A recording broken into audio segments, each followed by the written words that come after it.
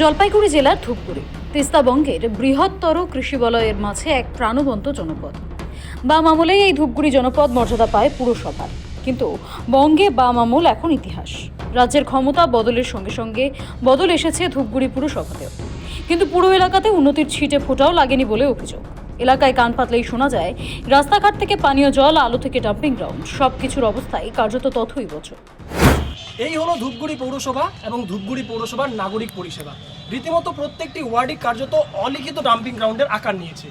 বারবার প্রশাসনকে জানিয়ে কোনো রকম সুরাহা পায়নি পৌরসভার সাধারণ মানুষ থেকে শুরু করে নাগরিক মঞ্চের বিভিন্ন সংগঠন। 16টি ওয়ার্ডের ধূপগুড়ি পুরো এলাকায় বসবাস করেন আনুমানিক 50 থেকে 55 হাজার মানুষ। তারা বারবার দাবি তুলেছেন ন্যূনতম পরিষেবার জন্য। সরব হয়েছে নাগরিক মঞ্চ। সংগঠনের আহ্বায়ক অনিরুদ্ধ দাশগুপ্ত বলেন, আবর্জনা শহরে পরিণত হয়েছে ধূপগুড়ি। একটা ডাম্পিং গ্রাউন্ড খুঁজে বের করবে, যাতে এই যে একটা জ্বলন্ত সমস্যা আমরা বারবার আপনাদের কাছে বলি, কিন্তু যাদের কাছে এই বার্তাটা পৌঁছানো দরকার তাদের কাছে যদি বার্তাটা পৌঁছানোর পরেও কাজ না হয়, তাহলে বারবার বলে লাভইটা কি? কাজেই আমরা বলবো, তারা শুনবেন, কাজ হবে না। কিন্তু একটা আবর্জনার শহরে পরিণত হয়েছে ধূপগুড়ি।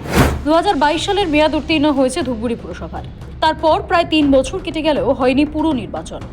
বর্তমানে পুরো প্রশাসক দিয়ে চলছে খাতায় কলমে পুরো পরিষেবা। আর পুরো পরিষেবা নিয়ে বারবার প্রশ্ন তুলছেন সমাজের বিশিষ্টজনেরা। বিশিষ্ট সমাজসেবী কৃষ্ণদেবের দাবি, পরিষেবা দিতে ধূপগুড়ি পুর প্রশাসক 100% ব্যর্থ। পুরো প্রশাসকের ভূমিকাকেও কার্যত লজ্জাজনক বলে আখ্যা দিয়েছেন তিনি। এই জায়গাটা ব্যবহার করে না, নিজ দিয়ে যেতে হচ্ছে। যে কোনো মুহূর্তে সেখানকার দুর্ঘটনার শিকার হতেই পারে।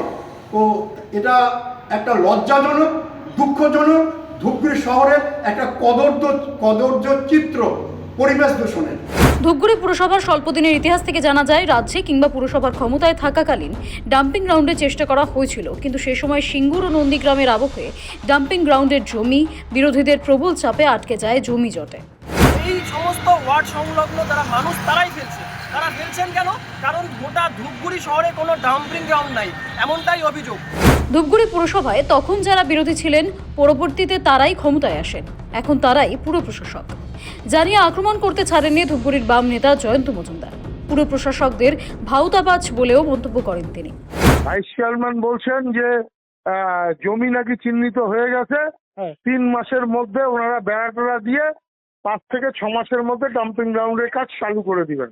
ফলে এবং আমরা জানি যে সবটাই হচ্ছে ভাওতা দিচ্ছে, কারণ এই সরকারটাই হচ্ছে ভাওতার সরকার। পশ্চিমবাংলায় এই সরকার যতদিন থাকবে মানুষের দুর্দশা থাকবে। ডাম্পিং গ্রাউন্ড এখন রাস্তায় হচ্ছে, এরপরে মানুষের বাড়িতে বাড়িতে ডাম্পিং গ্রাউন্ড তৈরি হবে। বাম আমল থেকে তৃণমূল আমলকে একসঙ্গে নিশারা করেছেন স্থানীয় বিজেপি নেতা চন্দন দত্ত। তিনি বর্তমান পুর প্রশাসকের পরিষেবা দেওয়ার সদিচ্ছা নিয়ে প্রশ্ন তুলেছেন। দীর্ঘদিন থেকে মানুষের যে সমস্যা ডাম্পিং গ্রাউন্ডের, বিগত বাম আমল থেকে শুরু করে এখনও পর্যন্ত সেই ডাম্পিং গ্রাউন্ড আমাদের ধূপগুড়ি পুরসভায় নেই। যত নোংরা ফেলা হচ্ছে এবং সেখানে দেখা যাচ্ছে একটা অলিখিতভাবে শহরের একদম বাজার সংলগ্ন এলাকাগুলি, রাস্তাঘাটগুলি একদম ডাম্পিং গ্রাউন্ডে পরিণত হয়েছে। এবং অদ্ভুতভাবে প্রশাসন আছে বলে মনে হয় না। ধূপগুড়ি পৌরসভার তৃণমূল কংগ্রেসের পৌর ভোট, আদতে এই ভোটটার তো মেয়াদ শেষ, তারপরে গায়ের জোরে ভোট না করিয়ে প্রায় 3 বছর অতিক্রান্ত হয়ে গেল, এরা জোর করে এখানে বসে আছে এবং তার কোনো কাজও করছে না, কোনো নাগরিক পরিষেবাও দিচ্ছে না। শুধু তারা একটা জিনিসই জানে, ট্যাক্সের টাকা কীভাবে তুলতে হবে, মানুষকে কীভাবে টাকা মানুষ থেকে নেওয়া যাবে সেই ব্যবস্থা করছে।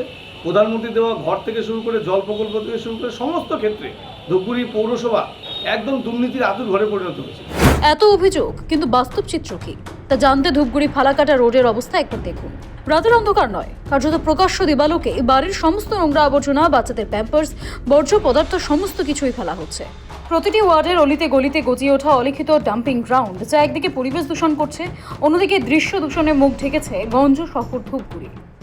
নয়, একেবারে প্রকাশ্য দিবালোকে ধূপগুড়ি পৌর শহরের বিভিন্ন এলাকাগুলি ঠিক এভাবেই নোংরা আবর্জনায় ভর্তি হচ্ছে, যেন অলিখিত ডাম্পিং গ্রাউন্ড বানিয়ে ফেলা হচ্ছে ধূপগুড়িকে। কারা করছে? এই সমস্ত ওয়ার্ড সংলগ্ন যারা মানুষ তারাই ফেলছে। তারা ফেলছেন কেন? কারণ গোটা ধূপগুড়ি শহরে কোনো ডাম্পিং গ্রাউন্ড নাই, এমনটাই অভিযোগ। কার্যত সাধারণ মানুষ তাদের বাড়ির সমস্ত রকমের নোংরা আবর্জনা থেকে শুরু করে যা ছবি মুহূর্তে দেখা যাচ্ছে, আমি বলবো একবার জয়কে সেই ছবিটা দেখাতে, যে ছবিতে একেবারে কিন্তু পরিষ্কার যে বাড়ির সমস্ত রকমের নোংরা আবর্জনা কিন্তু একেবারে ধূপগুড়ি ফালাকাটাগামী যে জাতীয় সড়ক রয়েছে সেই জাতীয় সড়কের পাশেই কিন্তু এইভাবে ফেলে রাখা হচ্ছে। না, সমস্যার কথা অস্বীকার করেননি ধূপগুড়ি পুরসভার পুর প্রশাসক মণ্ডলীর উপপুরপিতা তথা দাপুটি তৃণমূল নেতা রাজেশ কুমার সিং। যেহেতু ডাম্পিং গ্রাউন্ডটা পার্মানেন্ট আমাদের নেই, তো আমরা এই ব্যাপারেও উদ্যোগ নিচ্ছি। বালতিও আমাদের কাছে এসে আছে, গাড়িও আছে। একটু ডাম্পিং গ্রাউন্ডটা খুব দ্রুততার সাথে মিশে সলভ হয়ে যাবে। অলরেডি সেগ্রিগেশনের কাজ শুরু হয়ে গেছে।